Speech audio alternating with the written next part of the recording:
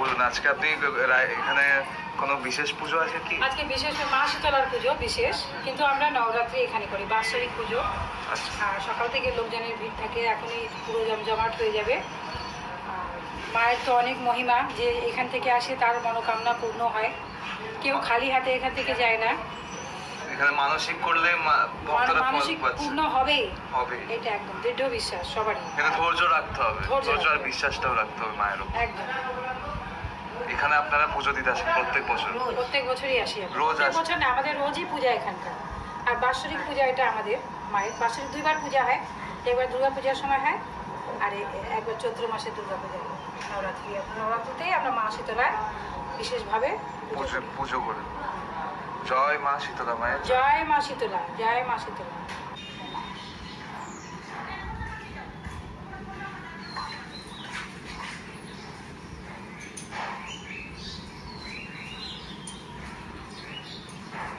দেখো মায়ের মিলে পাই খুব ভালোভাবে করে নিয়ে ऊपरे देवे माँ के चरण पकड़ के बोल लगी हे माँ, जिसमें फूल था कि मायर चरणे दीता चेता बात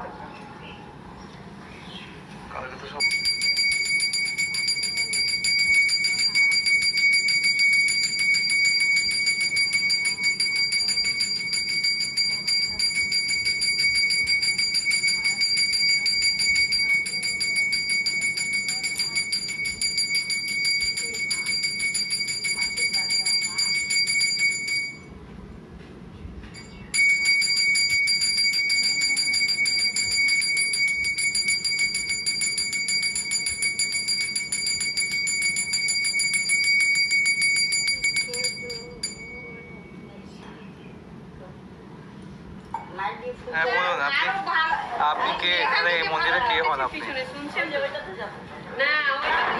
এই মন্দিরে দীপকদার বোন, আশা মায়ের বোন, আমার ছোট বোন। আমি এখানে পুজো দেখতে এসেছি। মা শীতলার পুজো খুব জাগ্রত, খুব ভালোভাবে সব মনস্কামনা পূর্ণ হয়। এখানে যে আসবে সেই খালি হাত ফেরত যাবে না। এই যে মা বসে আছে, জয় মা, এটা মায়ের বৌদি। আপনি মাকে পুজো করেন? কবে থেকে শীতলা মায়ের পুজো? অনেক পুরোনো মন্দির। কত বছর? আমি জানি না। 50 বছর। আমি জানি না। আমাদের জমিন দিয়ে বাইরে 100 বছর পুরনো। 100 বছরের পুরনো, অনেকদিন থেকে পুজোটা হয়ে আসছে। আর আমরা সহকারে এখানে আমরা মানে এখানে পুজো করি, পুজো দিই। আর আমি পুজো সম্পূর্ণ জোগাড় টোগাড় করি। আমার মায়ের উপর আমার খুব ভক্তি আছে, শ্রদ্ধা আছে। ঠাকুর যেন আমাকে ভালো করে। অনেক দিন ধরে পূজার জোগাড় করে বাড়িতে পূজা। হ্যাঁ বলুন, আপনি কি উপকার পেয়েছেন মায়ের কাছে এসে? অনেক বেশি উপকার, একদমই ঠিক আছে।